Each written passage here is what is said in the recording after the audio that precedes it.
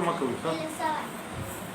جان وطن ایمان وطن وطن افغانستان وطن تن وطن خودتن وطن فدای جان من وطن هموطنان عزیز 101 سال روز استقلال افغانستان مبارک باد.